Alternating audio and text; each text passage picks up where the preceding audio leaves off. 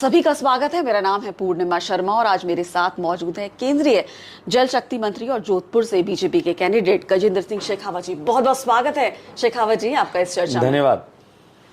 शेखावत जी, आप स्टार प्रचारक हैं, दूसरे क्षेत्रों में भी आपकी मांग होगी। कैसा चल रहा है चुनाव अभियान जोधपुर में खास तौर से? देखिए, निश्चित रूप से बहुत अच्छा है। जोधपुर की जनता, राजस्थान की जनता और देश की जनता सभी एक भाव से चुनाव लड़ रहे हैं और वो भाव है विकसित भारत को बनाने की आधारशिला रखने के लिए एक बार फिर नरेंद्र मोदी जी को प्रधानमंत्री बनाना। और पूरे देश भर में मैं जिम्मेदारी से कहता हूं कि देश भर में सभी जगह एक ही कैंडिडेट का चेहरा दिखाई देता है और वो है नरेंद्र मोदी का। जी, हाल ही में आपने मुलाकात की धीरेन्द्र शास्त्री से, बागेश्वर धाम बाबा से। क्या कहा उन्होंने आपको, क्या आशीर्वाद दिया? देखिए, रामनवमी महोत्सव समिति यहाँ हर साल रामनवमी का उत्सव आयोजित करती है और महोत्सव समिति ने उनको यहाँ आमंत्रित किया था। इस बार मेरे शहर में आए थे और उन्होंने इच्छा जाहिर कि मुझे आपसे मिलना है। मेरा तो पहले से कोई परिचय भी नहीं था, मैं पहली बार उनसे मिला। वो आए थे, साधु का सम्मान है, मैं उनके कार्यक्रम में भी गया था। लेकिन इसके अतिरिक्त कोई ऐसी चर्चा राजनीति को लेकर के या धर्म और अध्यात्म को लेकर के, क्योंकि मेरे पास में भी समय की सीमितता थी और उनके साथ भी बहुत सारे लोग, भीड़ थी, दोनों ही विषयों को लेकर के मेरी हुई नहीं। अध्यात्म में मेरी रुचि है। फिलॉसफी का स्टूडेंट होने के नाते दर्शन शास्त्र को पढ़ा भी है, थोड़ा बहुत समझ भी रखता हूँ। साधु सन्यासियों के साथ में बैठ करके इन विषयों पर चर्चा करना मुझे प्रिय भी लगता है। लेकिन इस बार मुझे शायद वो अवसर नहीं मिला था।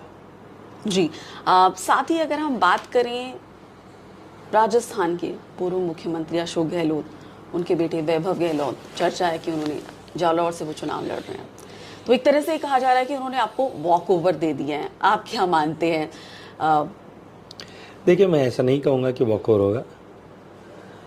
न ऐसा कभी किसी कैंडिडेट को अपने सामने प्रतिद्वंदी के लिए ऐसा कहना ही भी चाहिए। लेकिन कुछ अनुकूलताएं हैं पिछले चुनाव के कंपैरिजन में।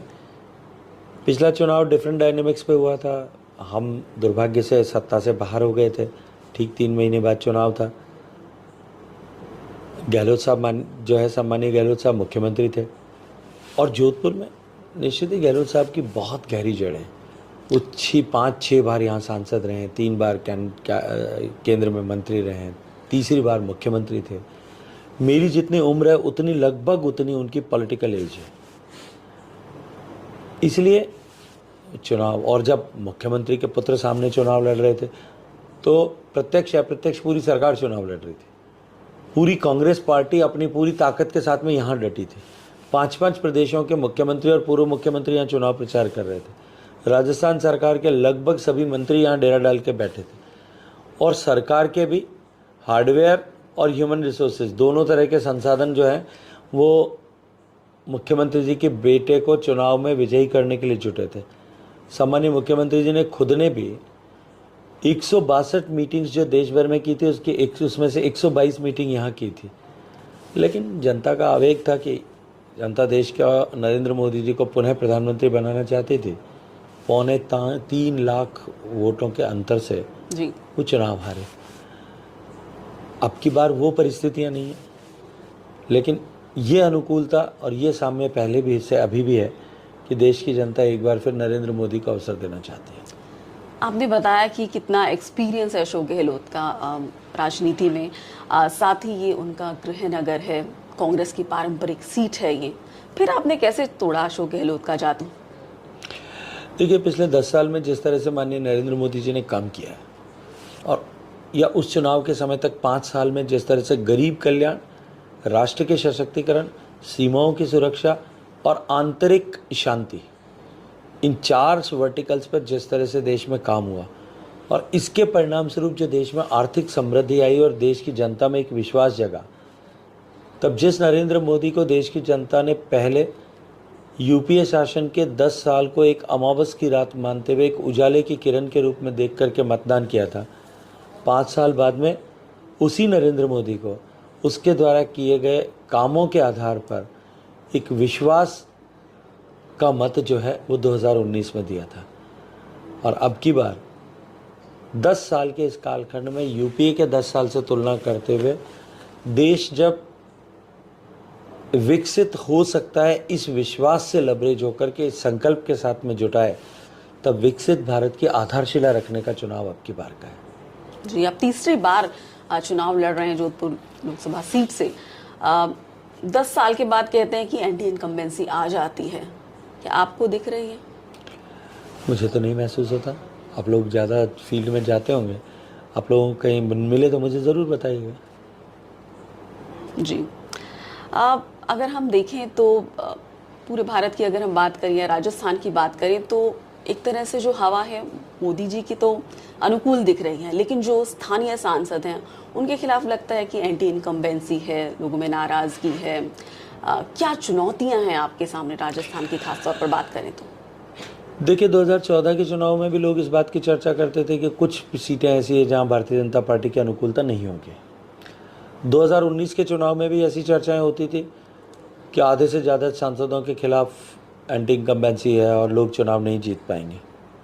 और क्योंकि उस समय तो सरकार नहीं थी, हम तुरंत ही थोड़े ही दिन पहले हम चुनाव हारे थे, तो ये बात बहुत प्रमुखता और प्रबलता के साथ में आती थी। लेकिन फिर भी 25 के 25 सीट जीते थे। अब की बार भी ये लिख करके रखिए कि हम 25 के 25 सीटें जीतेंगे, और केवल जीतेंगे नहीं, 2019 में जितना अंतर था उससे ज़्यादा अंतर अब की बार हमारी विजय का राजस्थान में होगा। इसके अलावा ये भी कहा जाता है कि अगर जाट वोटर्स की बात करें तो 1-2 सीटों को छोड़ दे तो बीजेपी बहुत ज़्यादा जाट वोटर्स को अट्रैक्ट नहीं कर पाती है। हनुमान बेनीवाल की भी बात करें हम तो वो पहले आपके साथ थे, अब वो कांग्रेस के साथ गठबंधन में चुनाव लड़ रहे हैं, आरएलपी। तो क्या ये बातें आपके लिए चिंता पैदा करती हैं, बीजेपी के लिए राजस्थान में चिंता पैदा करती हैं? देखिए, अगर मैं सामाजिक दृष्टिकोण से कहूँ तो जाट मतदाता निश्चित रूप से बहुत प्रभावी मतदाता है, और लगभग प्रदेश की 200 विधानसभाओं में से 40-50 विधानसभाएं ऐसी है जहां वो परिणाम को प्रभावित करने की परिस्थिति में है। और किसान कौम भारतीय जनता पार्टी के साथ रहने से भारतीय जनता पार्टी की ताकत निश्चित रूप से बढ़ती है। लेकिन किसी के भी एक व्यक्ति या किसी एक रीजनल पार्टी के खिसकने से सारी किसान कम्युनिटी भारतीय जनता पार्टी के साथ नहीं है, ये निष्कर्ष निकाल लेना ये जायज़ नहीं होगा। किसान कौम पूरी ताकत के साथ भारतीय जनता पार्टी के साथ डटी है, जुटी है। और देखिए, ग्रामीण परिवेश में रहने वाले जाट, विश्नोई, कल्बी, पटेल, इन सब समाजों के लोगों के साथ जिस तरह से इनके जीवन में परिवर्तन लाने के लिए नरेंद्र मोदी जी की सरकार ने काम किया है एक तरफ, और दूसरी तरफ इन सब किसानों का बेटा जो जवान के रूप में फौज में जाकर के काम करता है, उसने जिस तरह का परिवर्तन सीमावर्ती क्षेत्र में देखा है, उन दोनों के चलते हुए स्थानीय चुनावों में कुछ डिफरेंसेस जाट कम्युनिटी के भारतीय जनता पार्टी से हो सकते हैं, लेकिन नेशनल चुनाव में, मोदी जी के चुनाव में ये सब दूरियां गौण हो जाती हैं। बाढ़ लोकसभा सीट की बात करें तो रविंद्र सिंह भाटी एक चेहरा राजस्थान की राजनीति में उभर रहा है। ये भी कहा जा रहा है कि वो युवा और राजपूत वोटरों को अपने साथ ले जा सकते हैं। देखिए, निश्चित रूप से विधानसभा के चुनाव में जिस तरह का परिणाम आया था, लोगों को अप्रत्याशित लगता था, लेकिन जिस तरह से उन्होंने चुनाव लड़ा, जीते, कुछ लोगों को उसके कारण से एकदम यकायक सरप्राइज मिला होगा। मैं तो नहीं मानता था, मैं तो उससे पहले भी कह रहा था कि ये होने वाला है। लेकिन लोकसभा का चुनाव मैं फिर कहूँगा कि डिफरेंट डायनेमिक्स पे होता है। इस समय लोगों के मन में जो भाव है वो नेशनल पर्सपेक्टिव को लेकर के होता है, देश के लार्जर इंटरेस्ट और सिनेरियो को लेकर के होता है। इसलिए अब की बार उसी तरह की अनुकूलता रहेगी, इसमें मुझे कुछ संदेह है। अगर हम असंतुष्टों की बात करें तो क्या आपको लगता है कि उसका चुनावी नतीजों पर असर पड़ेगा? राहुल कसमा की बात करें हम, वो बागी हो गए पूर्व सांसद, उसके बाद वो कांग्रेस के टिकट पे चुनाव लड़ रहे हैं। जो नतीजे आएंगे राजस्थान लोकसभा के, उन पर क्या आपको लगता है इसका असर हो सकता है? देखिए, असंतुष्ट बागी और पार्टी छोड़ करके किसी भी कारण से पार्टी छोड़ करके दूसरी किसी पार्टी का दामन थाम करके उससे चुनाव लड़ना, ये तीनों बिल्कुल डिफरेंट परिस्थितियाँ हैं। असंतुष्ट जो हमारे घर का है, हमारे परिवार का सदस्य है और नाराज होकर के हमारे विरोध में काम कर रहा है, वो असंतुष्ट है। बागी जो हमारे परिवार का सदस्य है और हमारे सामने खड़े होकर के और चुनाव के मैदान में और कांग्रेस पार्टी को, क्योंकि भारतीय जनता पार्टी और कांग्रेस दो ही यहाँ पे मुख्य रूप से पार्टीज़ हैं, कांग्रेस पार्टी को अगर वो लाभ पहुँचा रहा है वो परिस्थिति अलग है। लेकिन हमारे घर से निकल करके कोई कांग्रेस पार्टी में कैंडिडेट हो गया, उनके घर में जाना स्वीकार कर लिया, उसके बाद में उसमें कोई परिवर्तन नहीं रह जाता। राजस्थान के मुख्यमंत्री की बात करें तो उनके लिए कहा जाता है कि वो नए हैं, थोड़े कम अनुभवी हैं, तो क्या चुनाव अभियान पे आप इसका क्या असर देखते हैं राजस्थान में? देखिए, चुनाव मुख्यमंत्री नहीं लड़ता है, चुनाव भारतीय जनता पार्टी में दल लड़ता है, भारतीय जनता पार्टी का कार्यकर्ता लड़ता है, भारतीय जनता पार्टी पे बूथ पे बैठा हुआ कार्यकर्ता लड़ता है। भारतीय जनता पार्टी कार्यकर्ताओं की शक्ति और व्याप के आधार पर चुनाव लड़ने वाली पार्टी है, ये बिल्कुल लिख करके रखिए। और माननीय भजनलाल जी को एक सुदीर्घ अनुभव पार्टी में महामंत्री के नाते, उपाध्यक्ष के नाते काम करने का रहा है। बेशक वो पहली बार विधायक बने और पहली बार में उनको मुख्यमंत्री बनने का सौभाग्य मिला है, लेकिन जो उनका पिछला इतना लंबा अनुभव है पार्टी के संगठन में, वो सीनियर पोजीशंस पे काम करने का, मुझे नहीं लगता कि इसको लेकर के इलेक्शन में कहीं कोई उनको किसी भी तरह का ऊहापोह उनके मन में होगी या किसी भी तरह की चुनौती उसको लेकर के भारतीय जनता पार्टी या उनके लिए खड़ी हो सकती है। राजस्थान के मुख्यमंत्री पद के लिए आपका भी नाम चल रहा है, क्या राज्य की राजनीति में आने की आपकी इच्छा है? देखिए, मैं जिस दल में काम करता हूँ, भारतीय जनता पार्टी, या जिस विचारधारा से मैं आता हूँ, जिस विचार परिवार से मेरा ओरिजिन है, हमारे यहाँ कौन व्यक्ति क्या काम करेगा ये उसकी इच्छा पर निर्भर नहीं करता। संगठन के परिवार के वरिष्ठ जन बैठ करके ये तय करते हैं कि उसे किस भूमिका में काम करना चाहिए, और जो भूमिका परिवार के वरिष्ठ जन तय करते हैं उस भूमिका में हम सब लोग मिल कर के काम करते हैं। मैं छात्र संघ की राजनीति से निकला हुआ व्यक्ति हूँ। छात्र संघ की राजनीति के बाद अमूमन सभी लोग अपने लिए राजनीतिक सरजमीन तलाशते हैं। मेरे लिए भी उस तरह की अनुकूलताएं थी। सम्मानीय भैरव सिंह जी उस समय मुख्यमंत्री थे, लेकिन मेरे मार्गदर्शकों ने मेरे लिए तय किया कि मुझे सीमावर्ती क्षेत्र पर काम करना चाहिए। मैंने लगभग 20 साल बॉर्डर पर काम किया। यकायक मुझे कहा गया कि अब तुमको चुनावी राजनीति में जाना है। मैं चुनावी राजनीति में आया, 2 बार सांसद बनने का सौभाग्य मिला, 2 बार मंत्री बनने का सौभाग्य मिला। एक बात आपसे जिम्मेदारी से कहता हूँ और पूरी जिम्मेदारी से, अगर कल मेरा संगठन ये तय करे, विचार परिवार के मेरे मार्गदर्शक ये तय करें कि मुझे अब जाकर के वनवासी कल्याण परिषद में या सेवा के प्रकल्पों में जाकर के काम करना है, तो मैं इसी ऊर्जा के साथ, इसी उत्साह के साथ, इसी उमंग के साथ, इसी निष्ठा के साथ काम करूँगा। क्यों? क्योंकि मुझे पता है कि जहाँ भी मैं काम करूँगा वहाँ लक्ष्य यही होगा और एक ही होगा, वो है भारत माता की जय। जी, आप एक पूरा टर्म पूरा कर रहे हैं जल शक्ति मंत्री के तौर पर, तो जल की बात होना जायज़ है। अब भारत सरकार की योजना रही है हर घर नल जल योजना, उसके बावजूद जोधपुर के इलाकों में, खासतौर पर ग्रामीण इलाकों में बात होती है कि पानी की समस्या है। आप इस पिछले कुछ महीनों की बात करें तो इस पानी के इशू को लेकर जोधपुर लोकसभा सीट की अगर हम स्पेसिफिकली बात करें या राजस्थान की बात करें, तो उसमें जो प्रगति हो रही है, जो प्रोग्रेस हो रही है, उसको लेकर आप कितने संतुष्ट हैं? देखिए, राजस्थान में जो पानी के लिए जो संकट और चुनौती है, ये सबकी जानकारी में है। लेकिन जल जीवन मिशन में राजस्थान की ये जो दुर्दशा हुई है, इसकी जिम्मेवारी जो है वो पूर्णतः पूर्ववर्ती सरकार की है। राजस्थान को देश में सबसे ज़्यादा बजटीय संसाधनों के आवंटन के बावजूद भी राजस्थान प्रगति के दृष्टिकोण से, जहां देश में जब हमने काम शुरू किया था तब 16% घरों तक पानी पहुंचता था, आज 76% घरों तक पहुंचता है। 11.5 करोड़ नए कनेक्शन दिए गए, 12 प्रांत 100% सैचुरेट हो गए, 10 से ज़्यादा प्रांत 80-85% के मार्क को क्रॉस कर चुके हैं। वहाँ राजस्थान नीचे से दूसरे पायदान पर लगातार बना रहा है और इसके पीछे निवर्तमान सरकार की बदनीयती था, इल इंटेंट था, क्योंकि वो जानते थे कि अगर पीने का पानी हर घर तक मोदी की योजना से पहुंचा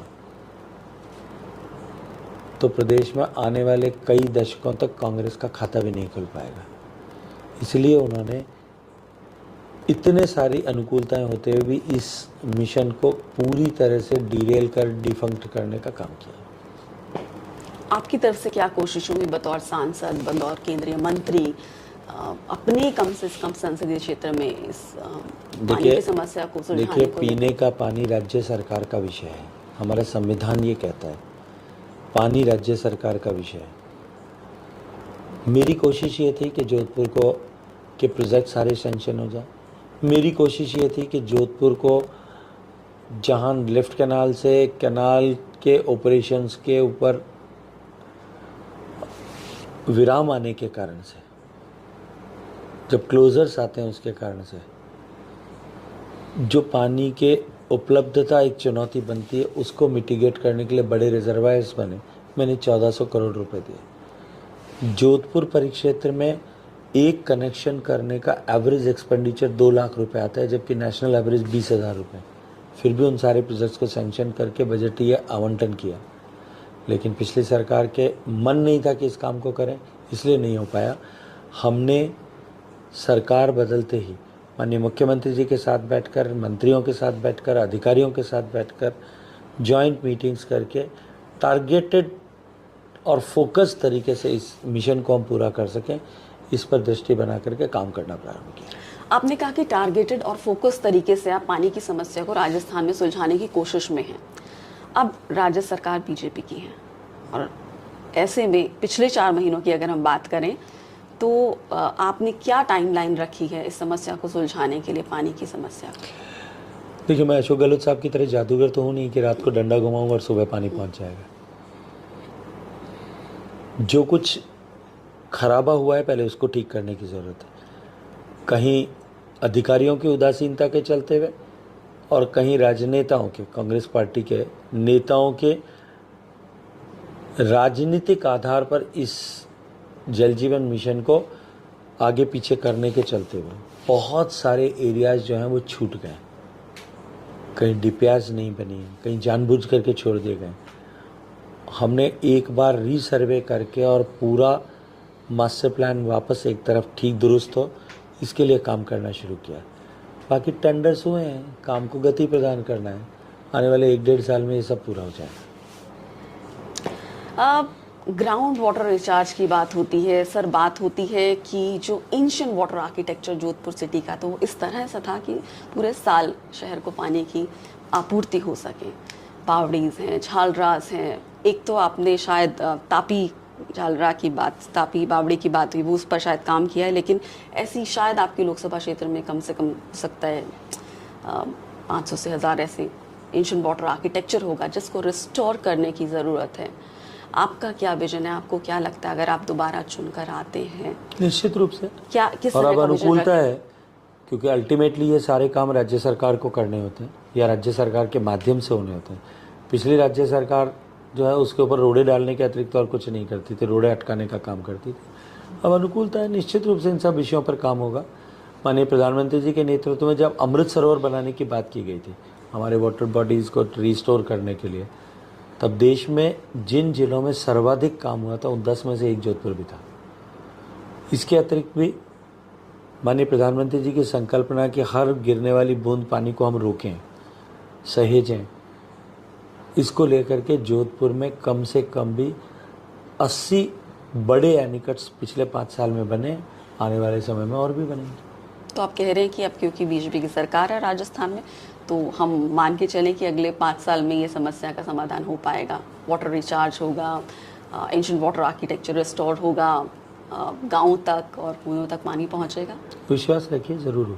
क्योंकि जो पानी की एक्सपर्ट है, या हम बात करते हैं राजेंद्र सिंह जी से या और लोगों से, उनका ये कहना है कि सिर्फ नल से काम नहीं चलेगा, आपको बारिश की हर बूंद को सहेजना होगा, आपको मैंने ये रेन बात वाटर कही है कि पानी के हर बूंद को सहेजना हमारी प्राथमिकता है।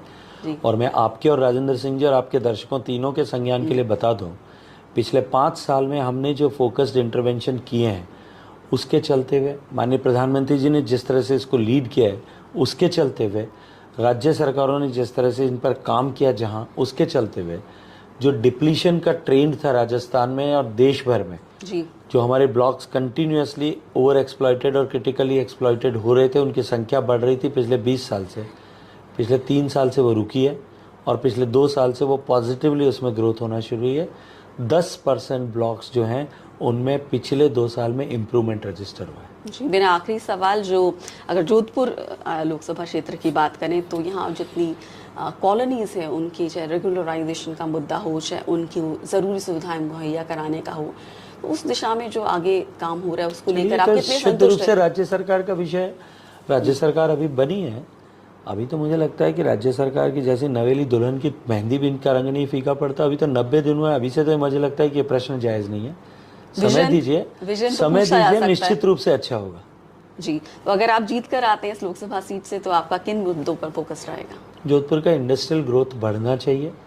जोधपुर में इंडस्ट्रियल ग्रोथ की और जोधपुर और आसपास के परिवेश में अपार संभावनाएं हैं और उसकी सबसे बड़े संकट को हमने एड्रेस किया है पिछले 10 साल में, वो है कनेक्टिविटी का। रोड, रेल, एयर कनेक्टिविटी तीनों सुधरी हैं। निश्चित ही निवेश जोधपुर में बढ़ेगा।